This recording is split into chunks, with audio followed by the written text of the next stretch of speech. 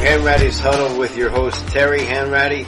I'm Dave Taromeo. We are we're approaching Memorial Day here, and we're getting a little warmer weather, which is nice. We had some wicked rain today, which was interesting. We've had interesting weather here in the Northeast. Yeah. We've definitely had our allotment in rain. Yep. And we had it last night, but the rest of the weekend is supposed to be very nice, so I'm looking forward to that. So, let's speak about that for a second, because obviously, with turf, my dad used to say, I told you my dad played for Amos Lonzo Stagg at Susquehanna University years ago. My dad played quarterback. I played quarterback in high school. I'm not comparing, saying anything, but I did not like playing in the rain, mainly because I do not have big hands. And the ball gets wet, and gripping it, especially to throw, becomes a challenge. How did you like the rain? I have relatively big hands, and I hated playing the rain. My last year with the Steelers, we played. Remember the old college All-Star game in Chicago? Yeah. The college All-Stars played the Super Bowl winners. Okay, yeah, I remember that. Yeah. And my senior year at Notre Dame, I got chosen for the college All-Star game and got to play against the Jets. Ah. And they won the '69 Super Bowl. Nice. Excuse me. And that was a game I'd like to forget, but it was interesting. But then the next time I played in that, we played. I was one of the few guys that played in the college All-Star game on the college side. Yep.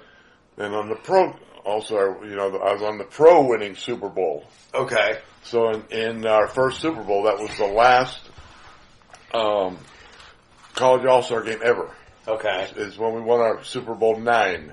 That was the last. That was the last one. one. They quit playing that game after that, and the rain was so bad. Yeah. I could not see my wide receivers. Wow. And it was, it was. There was no shotgun back then. Right. So I'd take the snap from center, and the ball weighed like a ton because you first of all, you couldn't throw, then it was too heavy to throw. Right, like throwing a shot put. Well, then next week we go to Philadelphia to follow the rainstorm. Yeah. So I hate playing in the rain. Okay, so interesting because I think when you play in the rain, and obviously, like I said, my dad would call it the great equalizer because he felt like if you're the lesser team and you're playing a team in the rain, especially back then with the mud and the slop, that you would have, it would even things out, so to speak. But as a quarterback now, especially, because they use a different ball almost all the time. Is the rain an advantage for the offense or the defense? Because you guys defensive backs that are, running, they don't know where the pattern's going. So if you can cut through the rain, do you find that it's an advantage? Everybody said it's an advantage for the offense. Yeah. But you really can't zing the ball.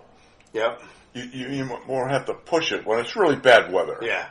I mean, just downpour. Yep. So I don't think it's an advantage either side. I really don't. I mean, Right. everybody said offense because you know where you're going. But getting the ball there. Yeah, it's okay. So then that's the weather portion of our show. I think and I just want to say, last show we had some technical difficulties. We had, and I want to thank Rob Adams for cleaning that up for us and getting the show out. We are actually there are mini camps going on right now.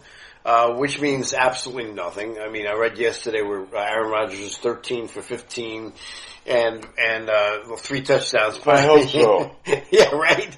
And mini camp 7-on-7. Yeah. Yeah. No rush. No. It's more of a deal. Who doesn't show up for mini camp? Right. Than who's actually there throwing the ball around, completing passes, because. If you can't complete a minicamp, you better get on the next bus home. Exactly. Yeah. It's it's one of those things where I'm wondering if he was 13 or 15, what the hell happened on those other two? But yeah. So you have a lot of teams that are in minicamps. The Giants, they say Daniel Jones looks good, but like you said, everybody should be looking good in minicamp. And this is a time of year where obviously these guys they're in for a little while, and then they'll take some time off here before returning for camp in July. Because right now, like I said, it's Memorial Day weekend coming up. The summer goes fast. We all know. That means we're basically in June. So they got a little time off here, and then camp will start. How important? I mean, I think, and I guess how different is it now than when you were playing? I mean, because it seems like players really, when back then maybe they came to camp to get in shape. Nowadays they got to stay in shape year round, right? Well, I think the biggest factor now is money. Yeah, well, you're right. Back in my day, you had to work in the off season to support your family. Yeah. Because you never, no one made generational money. These kids make generational money nowadays, so they can afford a trainer, they can afford a cook, they can afford, working out every day on their own or in the OTAs. And, but we had to, a normal job, and then in the evening you'd have a chance to run for an hour or throw for half an hour, but you never had, OTAs where all the guys came together and you got to throw to your receivers. And a lot of guys did go to training camp just to get in shape. And those camps back then, you really got you in shape, because we played 6 preseason games, and you had double sessions, and you had pads on both sessions, and you were hitting both sessions. Yep. And so it was a completely different atmosphere. Well, to your point, think about this now. For example, you talk about the money, and believe it or not, I mean the top paid quarterbacks, and they're the highest paid players in the league. Joe Burrow making $55 million. Jared Goff just got a recent extension, $53 million. Justin Herbert. And you know who's the 6th highest paid quarterback in the NFL? 6th highest? Go ahead. Patrick Mahomes. That's hard to believe, isn't it? Isn't that hard to believe? Well, how about even Dak and Tua? They can't even get a contract. Yeah. And here's these guys, Tua had a great year last year, and they, took them a long way, and Prescott, I mean, he's the franchise. Yeah, exactly. But somehow Dallas and Miami don't want to pay the quarterbacks. They don't, and it's right. And Tua, they think Tua might actually even hold out when the camp starts. But just to round that group out, you had Justin Herbert, the 3rd highest paid quarterback in the league. Nice quarterback, but what has he done? Please tell me. Lamar Jackson, 4th, and Jalen Hurts, all above Patrick Mahomes. Patrick isn't hurting $47 million a year, but you kind of wonder. Now, Detroit, staying on the money side of this equation, the business side of sports, which is my forte, if you will, Detroit has spent a lot of money locking up some of their players. St. Brown, the wide receiver, the quarterback Goff, and then their offensive tackle. Those 3 guys have locked up a lot of their salary caps. So I think Detroit is really Detroit's going for it, and they're a good team. And that's the thing. You have to take these minute years and go for it. Yep. Because you can't afford to pay all these people that much money. So eventually they're going to have to start making decisions. Is my quarterback getting a little too old? Can I win with this guy? Is that offensive lineman getting a little too old? I'm going to have to get rid of him and bring in a rookie and put him in a place and get a rookie contract on him.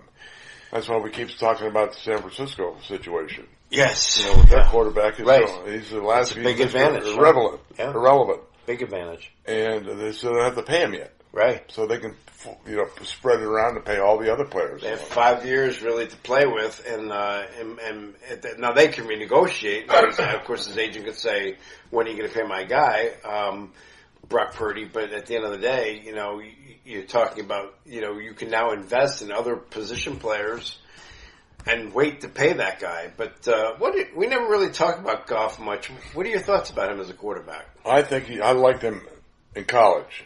That's so much. I go back that far. Yeah. And I think he's wonderful, and people in Detroit love him, and he loves being there. That's a big factor. Yeah. And he's brought them success they haven't had in years. Okay. And so I think, are they going to fall a little short every year? I think so. But, there's no harm in falling. As long as you do your best, you fall short. It's like Buffalo used to get criticized. They lost 4 Super Bowls. But there are 30 other teams that didn't get there. That's true. So don't don't poo-poo the success you had. Sure, of course. What would be great would be a Minnesota-Buffalo Super Bowl. They're both 0-4 in Super Bowls, and somebody would have to win, right? Yeah, we beat Minnesota, one of them. So and they were sort of at the end of their reign, with the purple people eaters, with the Page and the Ellers and the Larson. They have a hell of a team. Yeah, that was a great football team. That was a great football team to the Super Bowl 4 different times. And a little bit different than what the was Bills. the score at halftime of that game? Oh, my goodness. Super Bowl 9.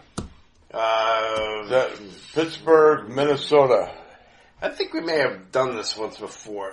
7-3. It was 2-0. 2-0. Yeah, we did. Yeah, okay. Yeah, There was something odd. Okay. Well, just sticking with golf for a second. So, as we know, that was one of those trades. Whenever there's a trade in any sport, people analyze it years later and they say, "Oh, this team won that trade. This team won this trade." I was just watching the Mets and the Indians. The Mets and Indians swapped shortstops a couple years ago. The Mets have Francisco Lindor. The Indians got this guy, and they just swept the Mets. So everybody's, the Indians won that trade. So that trade with Goff and Matthew Stafford really was a win-win for both teams. Stafford goes to the Rams and wins the Super Bowl in his first year. Right? And he's a great quarterback, too, I think. No, I don't think he gets enough credit. Partly because he was in Detroit for so many years. Right. And they didn't do anything. But the stats and the punishment he took. He took a punishment. And they finally made the trade. And he's out there in L.A. doing really well, won the Super Bowl. Yeah. And Goff doing well in Detroit. So both teams made out. Yeah, I would say that was a win-win. That was one of maybe, if not the only win-wins I could think of that's really close. Now, Goff hasn't won a Super Bowl yet, and quite frankly, I think Detroit should have won that NFC Championship game. I think maybe the coach learned a lesson. At some point, you just got to take the points. It's a young coach, a young head coach. Yeah. You know they're going to, Stubborn. they're good, Campbell, but they're going to make a mistake here or there, and whoops. I like him. I like him as a coach. I think he has the players' respect. He's certainly worked his way through the system as a coach. I wish Detroit well. It would be good to see Detroit do well. Conference is going to get their division is going to get a little tighter because Chicago is vastly improved. Minnesota is good, although we'll see what they do with their quarterback. J.J. McCarthy. I don't know whether Green Bay is going to be. We don't know Green Bay, but Love had a good year. So. Yeah, he did have a good year. I think he's going to be good, but I don't think he has much around him. Yeah, well, but it's a competitive division, so it's going to be interesting to watch that division as well, I think, and that's it's something we keep an eye on. But as we work our way through the summer. And obviously injuries are always going to be a part of this game because they're all, obviously this 18-game deal looks like it's going to happen. Oh, there's as soon as they went to 17, you knew 18 was right behind. And so I would think with that. They're talking about going to Europe. Right, Europe, right. Brazil, they're talking about going to Brazil, they're talking about Germany and... Just world travel, yes. So they're going to have to expand the rosters a little bit more, obviously, because they're going to have to get more players involved and some people would say they're watering the game down, but the NFL just seems to, they're like Teflon. Anything they do, they're putting games now on streaming services. They have 2 games now on Christmas Day, which a lot of people don't like. And the Steelers are on Christmas Day. Yeah, Christmas and Day. my daughter, who's a huge Steeler fan, she wants to go. I said, no way. Christmas Day. I'm not spending Christmas Eve and Christmas Day away from home. No, I don't. Exactly. But think of how many people are forced now to do that. Oh, yeah. Whether it's the TV people, the team people, the PR guys, the equipment everybody guys. thinks, well, the other guy, the guy's making, he's making $250 million a year. Yeah. He can do it. Right. But the guy holding the camera is not. Nah, he's not. So, but he's got to go. Or the guy handing out the equipment, or the medical people. They're forcing everybody's hand, and this is what we talk about. And we did have, and thank you to Joe Casper who gives us some great advice and thoughts. And in terms of the business of sports, the business of sports has grown just much in the same way as the NFL has grown since you played, right? Well, you teach a master's program Yep. at Manhattanville College, and Right. you're right there in the scenes, and you're able to see the students who come in with these stars in their eyes, and, Right. what do you think about it? Every school, I swear every college in the country now has some kind of broadcasting or sports management program. And it's really, my thoughts are really, so I've run this, and it's now Manhattanville University, which is very recent, this master's degree program at Manhattanville University, and it's basically, the people who teach for me, I do teach sometimes, but I'd rather have other people come in and teach. They're from the industry, and they're adjunct professors, and they're not full-time, they're not there tenured professors, nothing against those people, but they just don't have the contacts. You have to have somebody who has the actual experience, is coming from the industry really fresh that day to teach, and has the contacts to help the kids find jobs. Right now, our program over the years, we've had people who are already in the industry looking to move up. I've had guys in finance in their 40s who, they just, they don't like what they're doing. They want to work in sports. And to your question about working in sports, sports is always growing, and there's a lot of different things now, but everybody seems to be want to be an agent. They want to be Jerry Maguire, or they want to be Brian Cashman. They see these jobs, and those jobs are far and few between. And so my answer to why, if you are a student, or if you're a high school kid or a college kid, I would say don't major in the sport management. Major in something whether it's finance or anything academic, the liberal arts, obviously, or something, law, because all of those areas apply to the sports industry. And what the sports industry wants are good, smart people. They don't want fans, and, if you're a fan of a team, they don't need that. They want somebody who's going to know marketing, know their job, know their industry. And an undergrad in finance is perfect. Yes. Yeah. It's all about the money. That's all about the money. You're talking about the NIL, Yep. you're talking about the portal, and it's every phase of this now is about money. Yes, and if you're a GM, if you want to be GM, I'm not saying you can't do that, but at the end of the day, you're going to need to know contracts, right? I mean, contracts are a big part, and negotiations. And salary cap. Salary cap. You got to be able to put those dollars and cents together. And that's a great example, right? These things that didn't exist years ago, now every team, especially like in the NFL, has a capologist, a guy who will sit there and say, or a woman, who will say, we have this much money to spend on players, the allotments. They have to have people who know that formula and can figure that out. So there are opportunities in sports. Don't get me wrong. I personally I loved working in college athletics. And I think that's a great place to start your career. You can learn a lot. There's a lot of different things going on in the athletic department, a lot of different sports, a lot of different personalities, coaches. So that's a great place to cut your teeth, college athletics. And of course, you do have, an area, obviously now the changes coming in college athletics as well, which we should talk about again with this whole NIL stuff. And I personally don't like it. I don't think it's a good thing. Well, who's ever in the NIL better have a tax person. Oh, God, yes. And that's the finance part of it. Because there's going to be, you're going to look 3 or 5 years from now, and there's going to be a lot of problems. Going to be a lot of problems. Kids get $100,000 NIL, they spend $100,000. Yep. And Mr. IRS comes and knocking on the door and says, excuse me, you owe me half of that, plus interest. That's right. And it's going to be, you owe me $70,000. Yep. Also you go, whoa. I spent that money. Well, you got a problem. And it happens, and it's going to be a rude awakening for a lot of these people. Let's face facts, and it happens in the NFL. Also, Antonio Brown just announced yesterday he's bankrupt. He has less than $50,000 to his name. The man made over $84 million and has less than $50,000. It's hard to imagine you can blow through that kind of money. Yeah, but it's happened so many times, and it's so sad. It is sad. Someone needs to get these kids by the neck and just throw them down and say, "This is how much you're going to spend every month." And hold them to it. That's right. So there, if you're looking to work in sports, or if you're a transitioning guy, like I said, there's an opportunity there, because the agents really are not the financial guys. No. Right? They're not going to take. They don't care. They don't care. They're going to get their 3-5%. Right. And say goodbye. Right.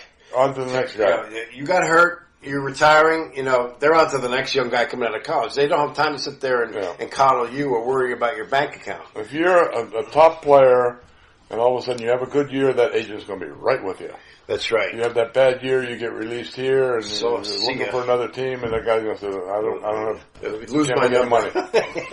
No, so it's but I guess the other point I'm trying to make is there are opportunities now with this NIL stuff for somebody, maybe with a financial degree, or maybe some of these financial advisors, if they can get in front of these kids or in front of colleges and offer that service so that they do understand the ramifications of what that dollar earned means, or what that dollar you're getting from this NIL stuff. I have a great fear for what's going to come down the road in this area. I do. And by the way, and it's going to happen. It's going to happen. There's no doubt. It's happening. I'm sure it's happened already. It's not any great prognosticator to come up with something like this, but definitely going to happen. Yep. Listen, sports is a big business. It's over $800 billion here in the States. You have stuff going on all the time. You got the World Cup in soccer coming. We just saw where Penn State's just said they're gonna do a renovation on the stadium, $700 million. So the money is insane when you think about it. But it's only insane for the top of the group. From the very top, especially in collegiate football. I mean, golf, baseball, the top money, football. It's made by the top 10%, the big money. Yeah, same with colleges. Most of the colleges are really starving. Yeah, they're not making it, and it's very difficult for them to put the NIL together with players. And by the way, before we sign off, and just on a completely different subject, just wondering what your thoughts are about the Scotty Scheffler thing last week, getting arrested on his way to. I think it was an overly aggressive cop. Yeah. This Scheffler is a salt of the earth. Yes. And once they get everything put together, everybody's going to apologize and go on your way. Well, I'll tell you something. They actually found a video because this cop didn't have his body cam on, which he's going to be suspended for. Yeah. And so he doesn't have the video, but somebody found a video of when it happened, and what they're saying happened, what the cops are saying happened, didn't happen. Yeah. He pulled over.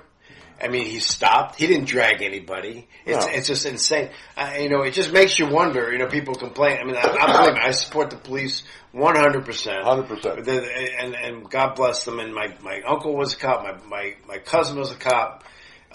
We need good cops. But this was, sometimes you just wonder what somebody's agenda is. So, enough of that. Terry, I apologize for this cop I had this broadcast, but those things happen. That's okay.